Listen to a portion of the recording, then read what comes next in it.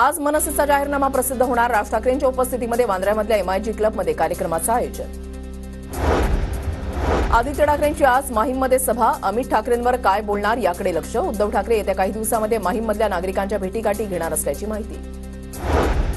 मुख्यमंत्री शिंदेंच्या आज 4 सभा. शिंदे आज नांदेडमध्ये श्रीजया चव्हाणांचा प्रचार करणार, तर खानापूर, पुरंदर आणि मागाठाण्यातही सभा घेणार. शिंदे उद्या रत्नागिरी दौऱ्यावर असणार.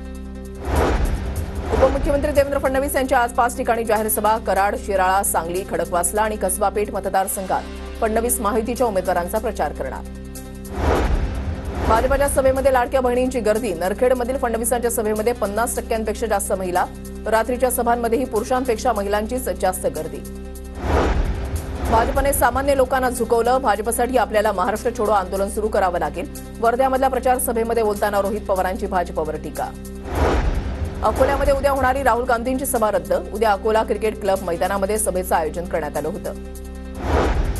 राहुल गांधींची नांदेडच्या मध्यवर्ती बस स्थानकाला अचानक भेट. बस स्थानक परिसरातील दुकानदारांशी राहुल गांधींनी संवाद साधला.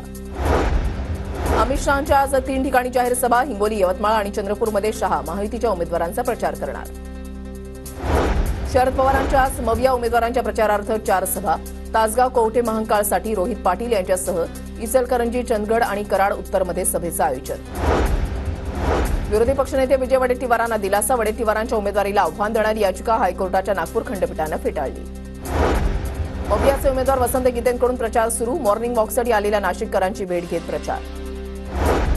पिंपरी चिंचवडमध्ये शंकर जगतापांसाठी पुतणी प्रचाराच्या मैदानात. ऐश्वर्या रेणुसे जगताप यांचा काका शंकर जगताप यांच्यासाठी प्रचार.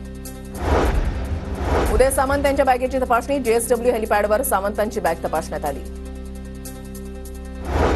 संभाजीनगरहून जळगावकडे जाणाऱ्या वाहनातून 19 कोटी किमतीचे सोन्या चांदीचे दागिने जप्त. सिल्लोडमध्ये निवडणूक पथकाची कारवाई. अमरावतीमध्ये 5 कोटींचं सोनं आणि 17 लाखांची चांदी जप्त. अमरावतीहून दर्यापूरच्या दिशेनं सोनं चांदीची वाहतूक. अमरावतीच्या नागपुरी गेट पोलिसांची कारवाई.